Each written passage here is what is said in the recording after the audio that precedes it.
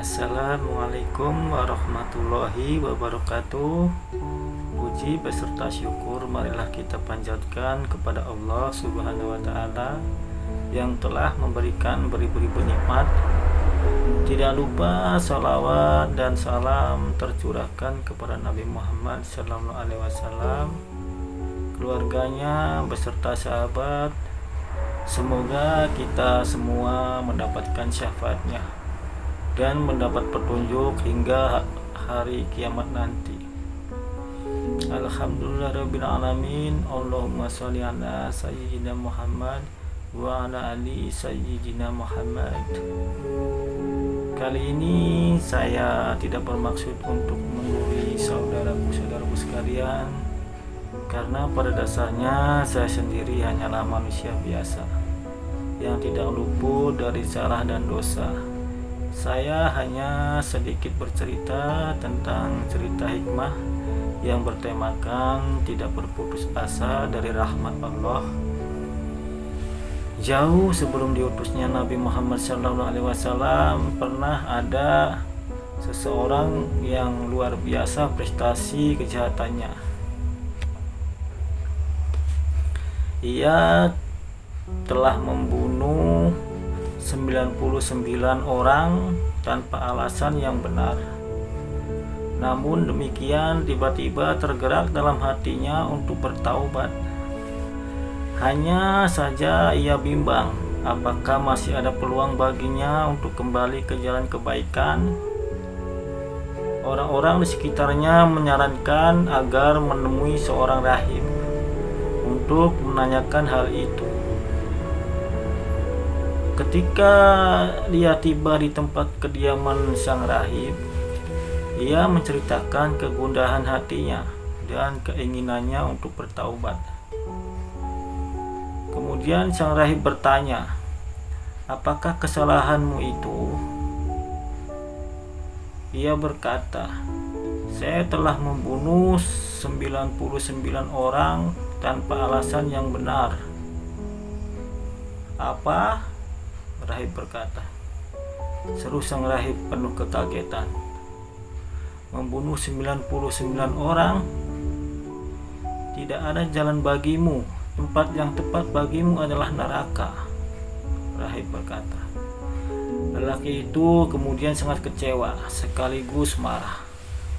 Ia sadar bahwa kesalahannya memang begitu besarnya. Tetapi cara sang rahib menyikapi dan memvonis itu sangat melukai perasaannya. Walau hatinya mulai melembut dengan keinginannya untuk bertaubat, tetapi jiwa jahatnya belum benar-benar menghilang. Kemudian tanpa banyak bicara, ia mengambil pisaunya dan lalu membunuh sang rahib. Genap sudah 100 nyawa tidak bersalah yang melayang di tangannya. Akan tetapi panggilan ilahiyah untuk bertaubat terus mengganggu perasaannya. Hanya saja ia tidak tahu harus bagaimana.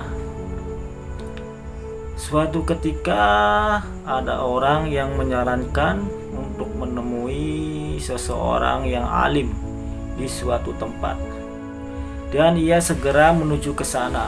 Ketika tiba di tempat tinggal sang alim, ia menceritakan jalan hidupnya, termasuk ketika ia menggenapkan pembunuhannya yang ke-100 pada diri sang rahib. Dan tentu saja keinginannya untuk bertaubat.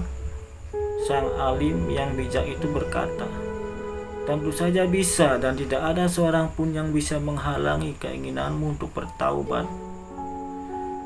Tetapi tinggalkanlah tempat tinggalmu itu, karena di sana memang kota maksiat. Pergilah ke kota A atau kota lainnya, karena di sana banyak orang yang beribadah kepada Allah. Beribadahlah engkau bersama mereka, dan jangan pernah kembali ke kotamu itu. Insya Allah engkau akan memperoleh ampunan Allah dan dimudahkan jalan kepada kebaikan." Kemudian lelaki itu segera berangkat ke kota yang dimaksudkan sang alim. Akan tetapi di tengah perjalanan kematian menjemputnya. Datanglah dua malaikat untuk menjemput jiwa lelaki itu. Satu malaikat rahmat dan satunya malaikat azab atau siksa. Kedua malaikat itu bertengkar dan masing-masing merasa berhak untuk membawa jiwa lelaki itu. Sang malaikat rahmat berkata, "Ia telah berjalan kepada Allah dengan sepenuh hatinya." Kemudian malaikat azab berkata pula, "Ia tidak pernah berbuat kebaikan sama sekali. Justru kejahatannya yang bertumpuk-tumpuk." Mereka berdua terus beradu argumentasi sampai akhirnya Allah mengutus malaikat yang ketiga dalam bentuk manusia untuk menjadi hakim bagi keduanya. Setelah masing-masing mengajukan pendapatnya, ia berkata, "Ukurlah jarak dua kota itu dari tempat kematiannya ini. Mana yang lebih dekat?" Maka ia termasuk dalam golongannya. Mereka kemudian mengukur jaraknya dan ternyata kota yang dituju atau kota tempat ibadah dan penuh kebaikan lebih dekat sejengkal daripada kota maksiat yang ditinggalkannya. Maka jiwanya dibawa oleh malaikat rahmat dan ia memperoleh ampunan Allah Subhanahu wa taala. Dalam riwayat lainnya disebutkan sebenarnya lelaki itu belum jauh meninggalkan kota maksiat tersebut. Tetapi Allah memang berkehendak untuk mengampuninya. Maka dari tempat kematiannya itu, kota kebaikan dan ibadah dipanggil mendekat dan kota maksiat dihalau menjauh hingga jarak keduanya hanya selisih sejengkal tangan. Lebih dekat kepada kota kebaikan.